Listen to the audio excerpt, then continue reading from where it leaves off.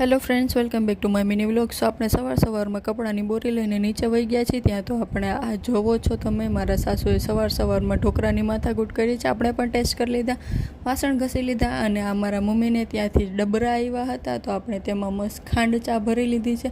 કેવા મસ્ત છે ને. પછી આપણે હસબન્ડ માટે કેળાનું જ્યુસ બનાવી લીધું છે, અને આપણે પણ ડ્રાયફ્રૂટવાળું દૂધ પી લીધું છે, અને દૂધ પીને બપોરની રસોઈ કરી છે, રોટલા બનાવ્યા છે, અને તમે જોઈ શકો છો મેથીનું શાક કર્યું છે. પછી જમીને આપણે તો ઉપર એસી ચાલુ કરીને મસ્ત સૂઈ ગયા હતા, અને પછી રૂંઢે પાણીપુરી ખાવા ગયા હતા.